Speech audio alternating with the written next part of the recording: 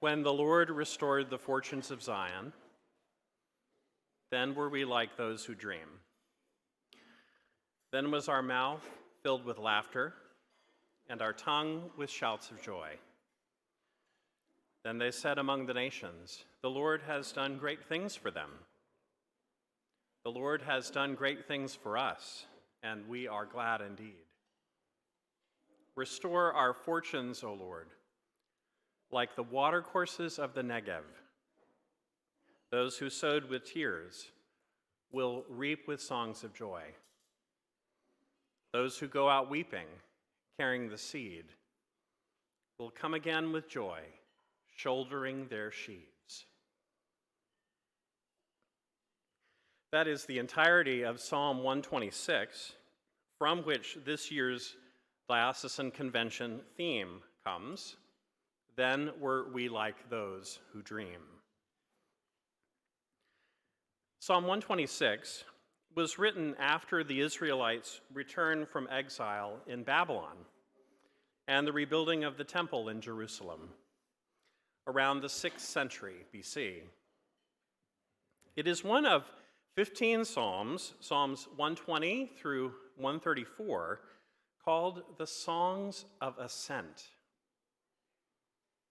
It is thought that these psalms were said or sung by Jewish pilgrims on their travel up to the temple at Jerusalem for the major religious festivals.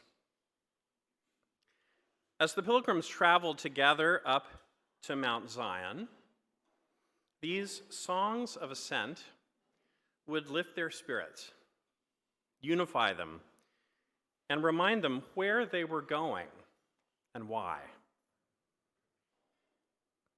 In the case of Psalm 126 specifically, the pilgrims would remember how God delivered them again and again in the past, including from their exile.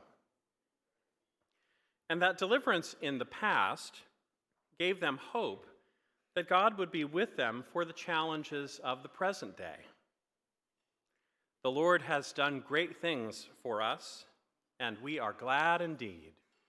Restore our fortunes, O Lord, like the watercourses of the Negev. Those who sowed with tears will reap with songs of joy. Like seasonal rains filling dry riverbeds, God could be counted on to provide for God's people.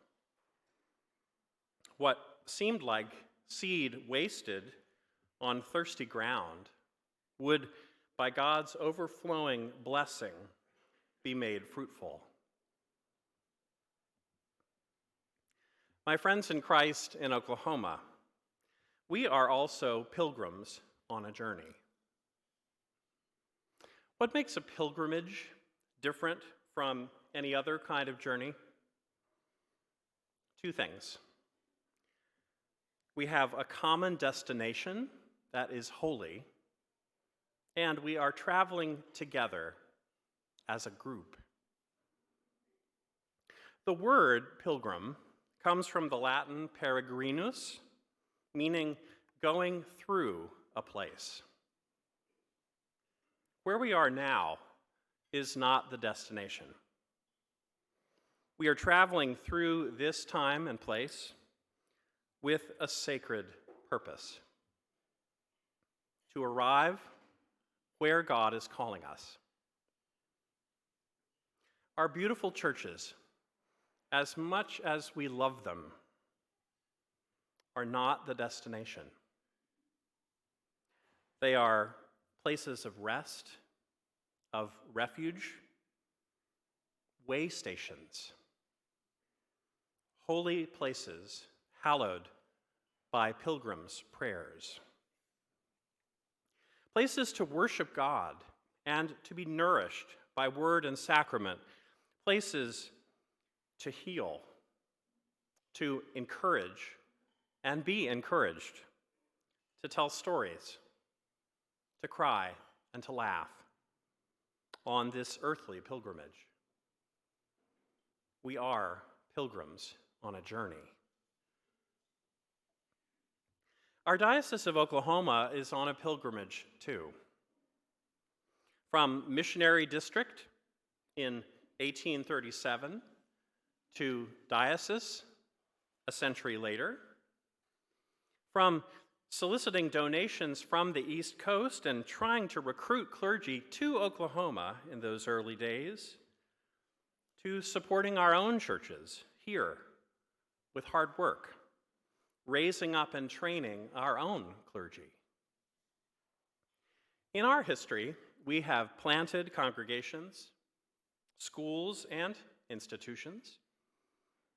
God grew the church and inspired us to care for the vulnerable, young and old.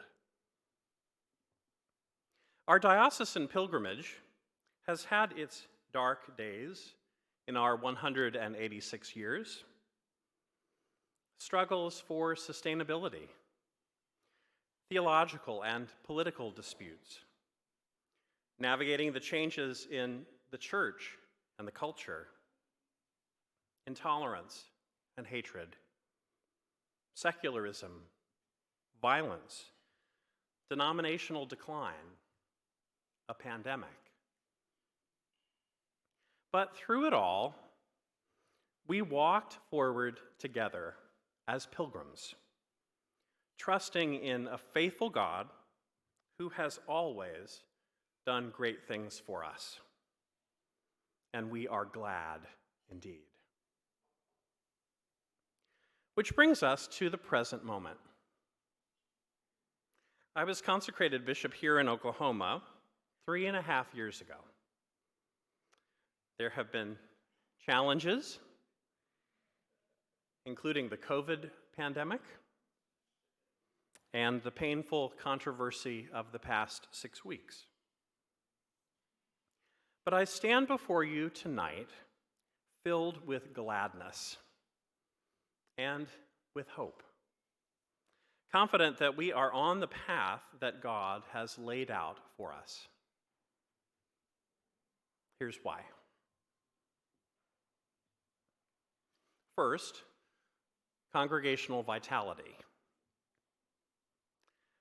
Diocesan structures, including bishops, in my view, have only 3 main purposes: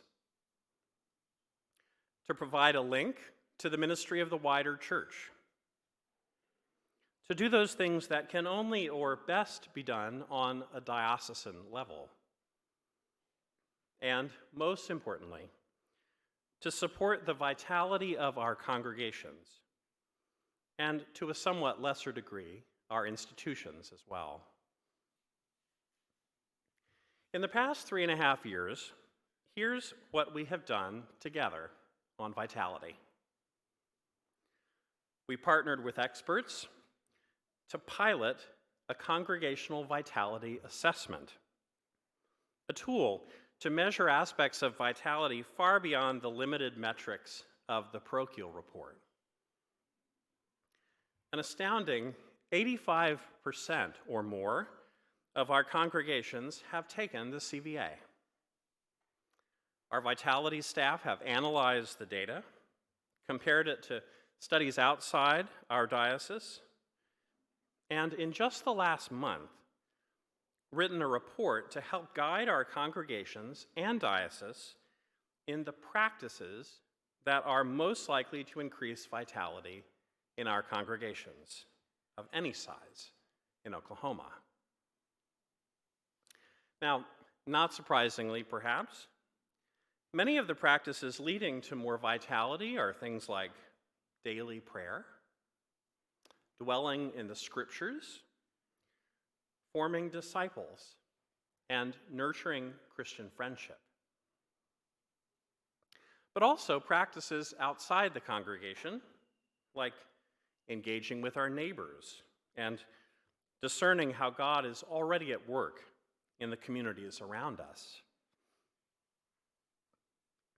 Training in vitality has already begun with offerings like Faithful Innovation to help us reach out creatively to our neighbors, New Camino to become more ethnically diverse, shaping the parish for those who want a deep dive in organization development, missional leadership training, as well as working groups on stewardship, planned giving, and endowments, college outreach, congregational leadership consultations, and more.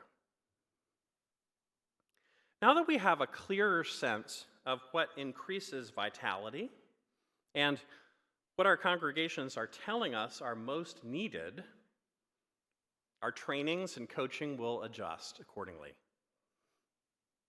The work we are doing is for Oklahoma, though we are beginning to hear from other dioceses who are interested in what we are learning and beginning to practice.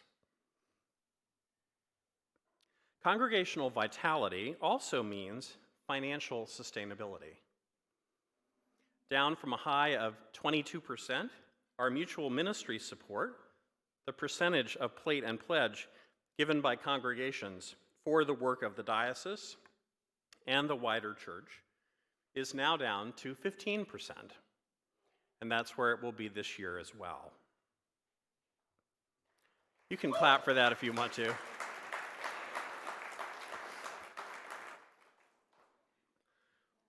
As we were talking about in a conversation earlier about General Convention, if we can get the wider churches asking down from their 15%, which I hope we can, we should be able to take our diocesan asking even lower.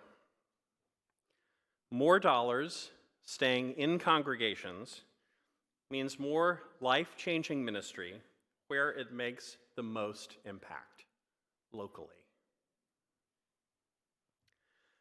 You will notice tomorrow, or perhaps if you've been to the budget hearings a couple of months ago, a few things about this year's diocesan budget. One is that it is actually smaller than last year's in real dollars. Now, this is not because of any difficulty on the revenue side. In fact, our giving in and from congregations is back up to pre-pandemic levels, and in many cases above. Summer camp and other programs and events are likewise up to pre-pandemic levels, all encouraging signs. We've trimmed our budget for a couple of intentional reasons. First, the national economic picture is uncertain, so we are being prudent. And second, we're trying not to rely too much on our endowment, which we want to replenish after some large expenditures in the past and a volatile stock market. We are being good stewards to provide for the ministry of our diocese for many years to come. One of the other things to notice in our diocesan budget is that congregational vitality is by far our largest programmatic expense. We are putting our money where our mission is.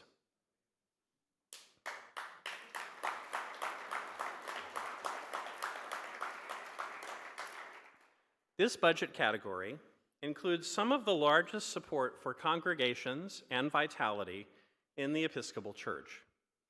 Training, Latino ministry, college chaplaincies, vitality grants of differing sizes to foster innovation, and larger redevelopment grants to help a small number of congregations reimagine their ministry in substantial ways.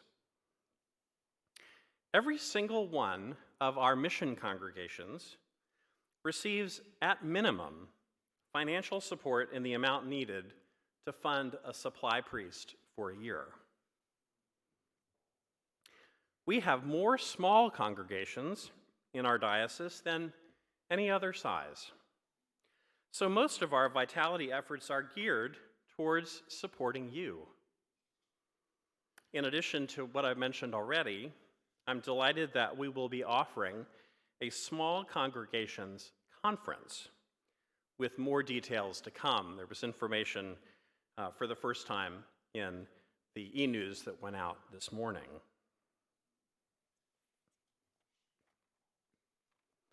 All of our congregations are vital in at least some respects. And that vitality has as its source the abundant life that God shares with us. What we seek in our diocesan vitality work is to, at the congregation's invitation, partner to strengthen those areas that are strongest and enhance what the congregational leadership wishes to improve. This does not mean that we are giving up on numerical growth. A vital congregation is more likely to experience growth. The growth is God's to give and not our doing, but we can be more open to how God's Spirit is moving in our congregation and in the neighborhood. We can be faithful while also being strategic. One of my greatest joys this past year has been to see some of our smallest congregations, like St. Paul's Holdenville, experience dramatic growth by God's grace and through their own hard work. And also, larger congregations experimenting with planting and partnerships, like Emmanuel Shawnee's new service at the Irish Pub in Hera. Our vitality efforts include a complete reimagining of ordained ministry in this diocese, where bivocational priests were fairly recently only for small rural congregations. Now we're sending them all over our diocese. Every one of the priests I ordained last June has been called to bivocational ministry, some in small rural congregations, but others in urban or suburban congregations, sometimes as associates. This is not a concession to economic realities or settling for less than ideal, but an enthusiastic embrace of a model that goes back to the early days of this diocese, and indeed to the very first Christians, a Pauline model of a diversity of gifts, priests, deacons, and lay leaders, trained and empowered to serve together.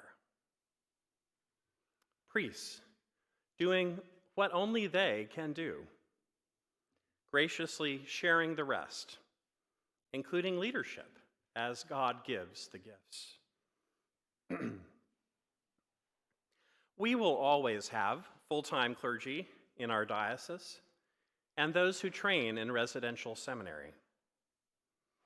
But increasingly, we are like our diocese almost 200 years ago, discerning faithful people locally and training them locally at Iona for priests and deacons and in other programs for lay people.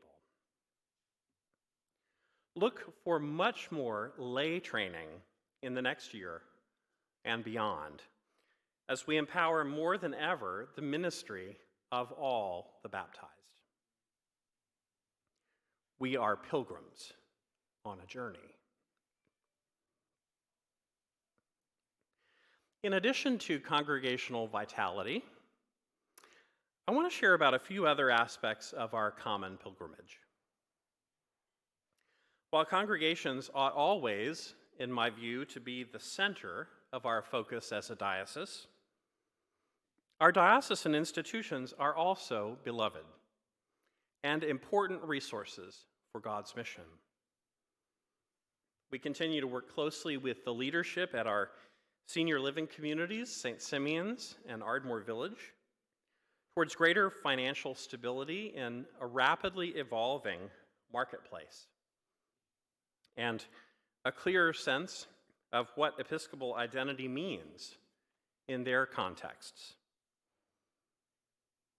St. Crispin's has made remarkable strides on the conference center side, while continuing to be a safe and holy place for our children and youth. Alton and Joy, where are you? Where are you? Will you stand up, please?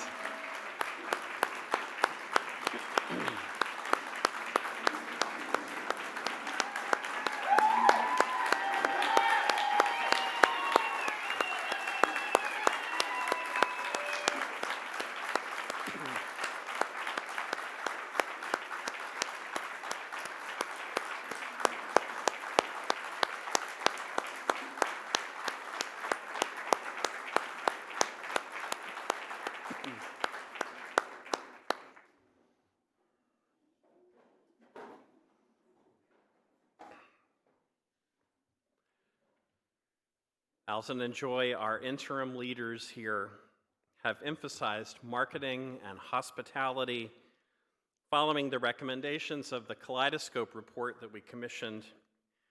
They have been such an unbelievable joy and blessing to work with, and we will miss you all very, very much. We really will. We hope you'll come back and visit often. Give you a discount on a room.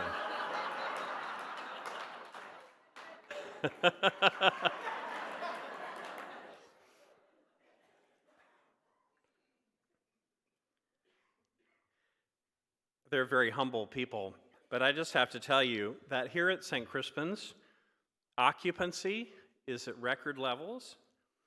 The board here has been reestablished. Diocesan support is coming down to more manageable numbers, and more people are meeting God here in this place that we love. Truman. Where's Truman? There he is. And Wendy.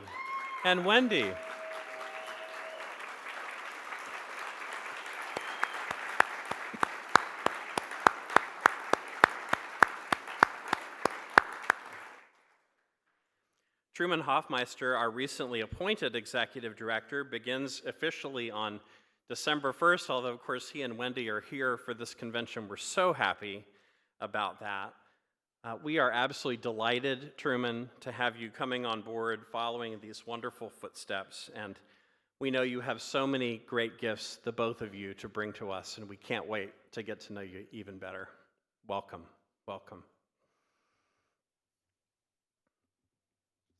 Speaking of institutions, our 5 Episcopal schools are thriving as well, each in their own way. Part of my recent work with them has been around Episcopal identity in the school context, working with the board in particular. Every time I'm on campus at one of our Episcopal schools, which is most often at Holland Hall and Cassidy, I come away enormously inspired by the young leaders who are being formed there. My friends in Christ and fellow pilgrims, you have heard me say many times that my greatest joy is when I am out of the office and around our diocese with you. Sunday visitations, clergy gatherings, diocesan events like this convention, ordinations, celebrations of new ministry, and other special celebrations and gatherings. When I am walking with you, I feel like I am where I am called to be. On the rare occasions when I have to be outside the diocese, a House of Bishops meeting, general convention, and the like, I find my grumpiness lifts as soon as I am back here in Oklahoma. This truly is home. For me, for Megan, and for our boys, because of you. Thank you for that. Now, let me speak briefly about two potential threats that I see on our pilgrimage together. The first is the threat of division. One of the great gifts of this Diocese of Oklahoma, something I treasure, is how well we get along. Some of that is just the way that Oklahomans are. Good, kind, hard-working folks, always ready to help a neighbor. I can tell you, I've lived now in seven different states, and I've never met finer people than here. That's the truth. We've managed in this diocese to maintain friendships as clergy and lay people across many cultural, political, and theological differences. We show up for each other. I noticed recently a celebration of new ministry in another diocese that will remain nameless that had just a handful of clergy present. A couple of months ago, when we celebrated Beverly Rogers' new ministry as the vicar of St. Mark's in Seminole, just down the road from here, the church was packed to overflowing, a large number of whom were our clergy, some from many, many hours away. Isn't that right, Beverly? Yeah. Our diocese is so warm and collegial. That is a blessing not to be taken for granted. It must be continually cultivated and protected. Recently, as we all know, our diocese has experienced a great trauma. Now, I've said quite a bit about this enormously complex situation already, and I don't have much to add here. I've attempted in this painful time chiefly to be your pastor, listening to your feelings and experiences and praying with you. Emotions are still raw for some, and strong and varied opinions held. Let us not allow differences of any kind on any subject, in views, opinions, background, generations, politics, or theology, to divide us. Let us not permit the toxic tribalism and cynicism of the wider culture to seep into our hearts or become addicted to the dopamine hits of social media outrage. As children of God and disciples of Jesus Christ, we cannot ever say to a brother or sister, "I have no need of you." What if our Christian example to the wider culture, especially in this upcoming election year, was this: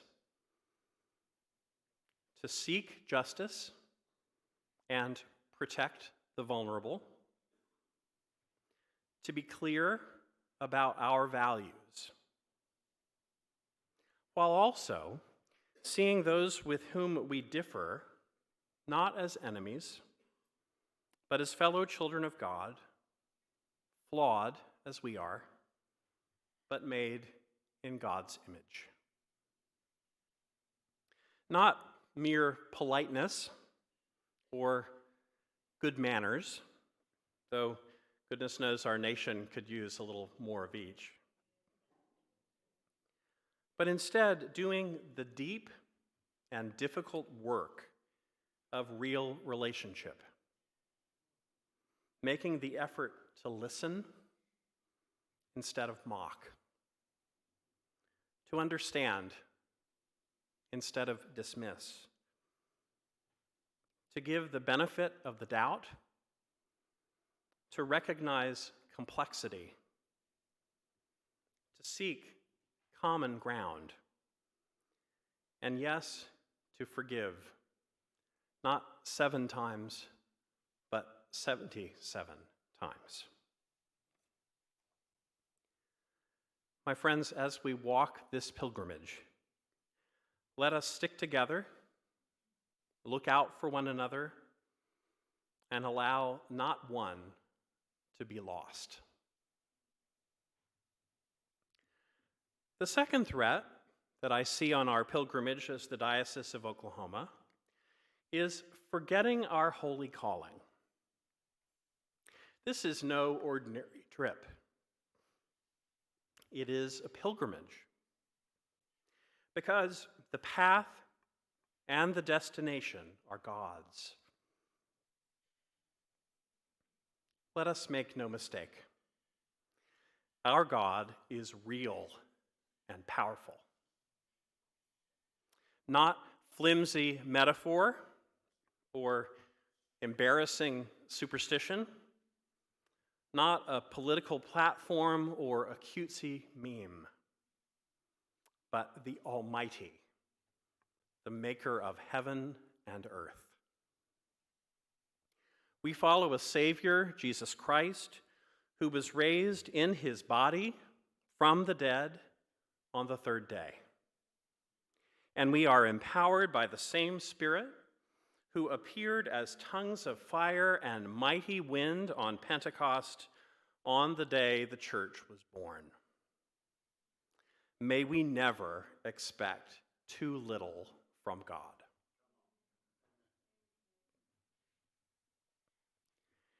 That is, in the end, my friends, why I am so hopeful about our Diocese of Oklahoma, both now and in the future. Because God's got this, and God's got us. In our grandest worship, in the soft-spoken prayers of the daily office, offered by 2 or 3, in the AA group meeting in the church basement, the warm soup shared with the hungry on a cold day, in the awkward first conversation about faith with a neighbor, the baptism of a child, the burial of an elder, in Bible study and potluck supper, God is there. God is there. And in this convention, this 86th convention, God is most assuredly here as well. We are pilgrims on a journey together to the place where God calls us. We are like those who dream.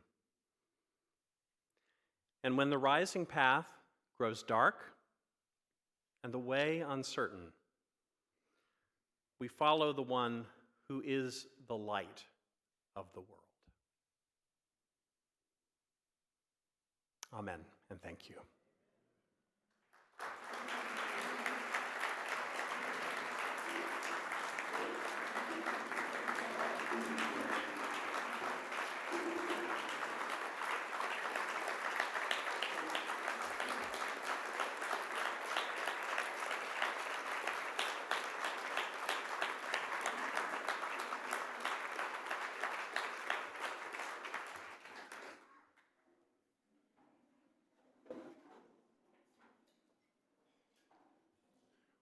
Tonight's speech sponsored by Sonic.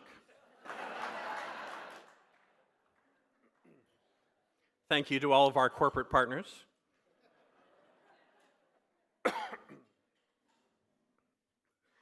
All right, now, this is one of the best parts always of convention, one of my very favorites. Oh, no, the dad jokes come tomorrow. That's tomorrow at the business meeting. That's a good part too. The Bishop's Cross. So the Bishop's Cross is really fun. This is an opportunity for us to acknowledge the folks who have contributed to the life of our congregations and our diocese in really remarkable ways. Um, we get these suggestions from you. So as you have ideas about people who might be worthy recipients, let us know. Oftentimes, suggestions that we get are folks who have received one already. You can't get two. You only get one. But we're always very glad for the suggestions that you have, so please keep those coming to us. Tonight we've got 2 Bishop's Crosses to award to a couple of really extraordinary folks. So when you hear your name, come on up. Susan Morgan has been a devoted volunteer at Christ Church and the diocese. She served on the Diocese Stewardship Commission for many years, assisting congregations in their stewardship efforts and creating planned giving programs. She was a dedicated staff member. This is long. This is a long description. I'd get comfortable. Yeah, okay. She was a dedicated staff member holding Christ Church together through passion, dedication, and tenacity before retiring to care for her husband with Alzheimer's. She maintained an impressive knowledge of the church, carefully maintained in her sharp mind, or one of the 100 Post-it notes on her desk, or stacks of paper she could find with speed faster than a Google search. But retirement was in name only. She continued to volunteer faithfully in many capacities. She served as a delegate to diocesan convention more times than can be counted, and co-chaired the diocesan convention when we welcomed and hosted presiding Bishop Michael Curry. Christ Church's transformation and revitalization is due in large part to Susan's ministry, which refused to let that place die. Susan Morgan. I'm going to come down there. Let's get in front, and I will give you this beautiful cross. Congratulations, Susan.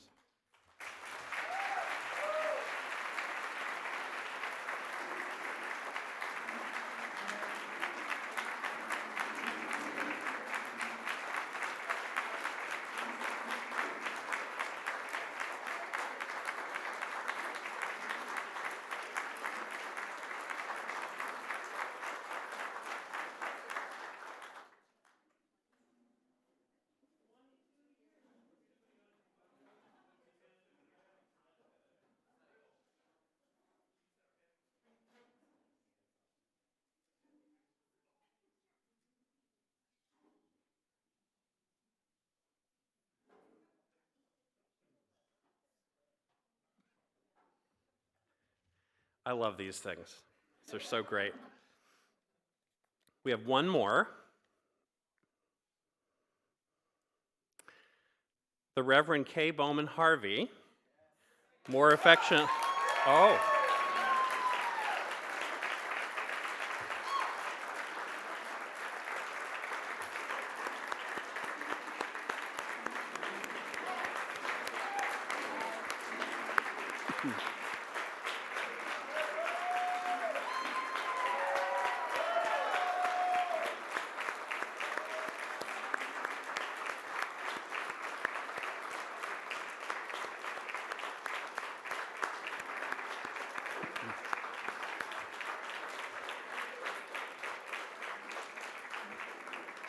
Okay, while she's coming around, I'm going to read this beautiful little piece about her. Cabo has faithfully ministered to the people of All Saints, Miami, for many years. Cabo's ministry as a deacon was extended out into her work as a foreign language teacher in the public school system. For over 40 years, she has been a camp counselor, dean, chaplain, and mentor at St. Crispin's Summer Camp. Her smile, exceptional hugs, and an infectious laugh made her a palpable, welcoming presence. Her passion for children and youth also took her to numerous Episcopal youth events across the United States. She's represented our diocese at General Convention, serving several times in the Formation Committee, and her ability to speak fluent Spanish has served as a valuable asset for welcoming Latino neighbors. She was instrumental in helping All Saints to begin their thriving Teachers Toolbox ministry. Cabo's also, this I didn't know. Cabo is also known for her extensive pig collection. Is that true? Wow, her extensive pig collection. All right. And she can knit a shawl faster than a bishop's address. Well, especially that one. Especially that one for sure. It was both at St. Crispin's and at All Saints that she recognized and began to respond to the call to become a vocational deacon. That call culminated in her ordination to the diaconate in 1996.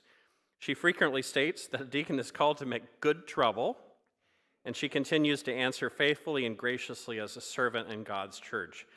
When we first had this conversation, thinking about prospective folks, I thought, well, surely she's received this at some earlier point, but I couldn't find it. So we get to do this year. Cabo, congratulations.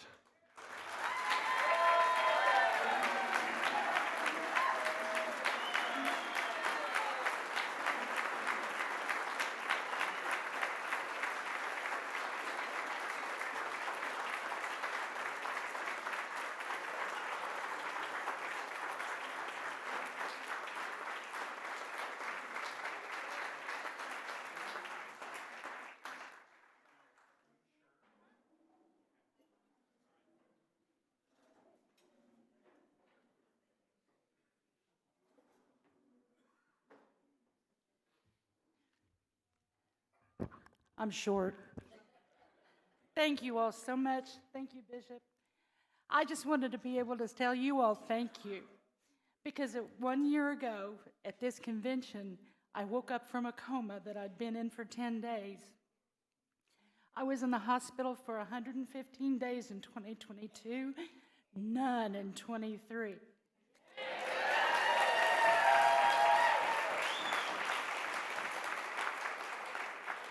I can truly tell you that God is with us and God is for us all the time, because I'm also convinced I would not be here without your prayers. Thank you. I was in Maine, guys. I was in Maine on a cruise. We came to call it the Gilligan's Island Cruise because it lasted longer than a month. I'll tell you that for sure. But thank you all so much. You all are so special to me, and I love this place and what it has been and will be for the future of everyone in this diocese. The kids love it, but you all grow into it. And I'm seeing a lot of faces here that I saw as third graders. It's time to get off the stage.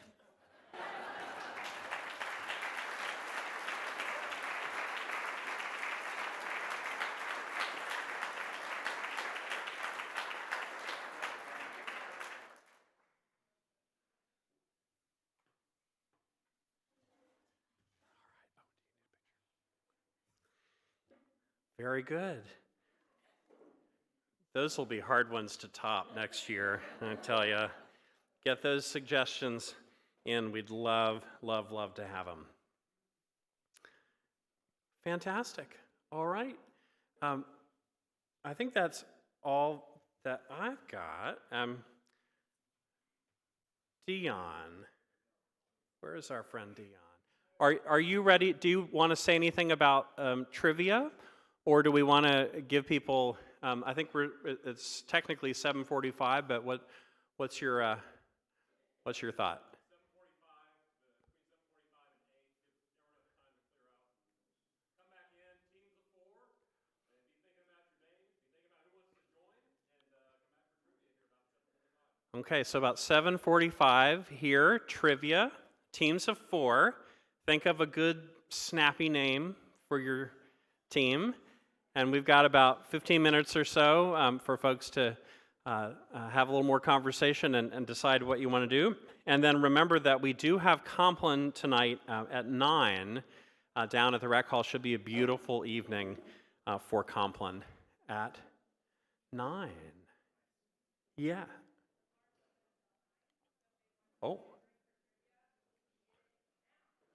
Okay. Leslie says the bar is open until 9. Until 9, okay. Well, all right.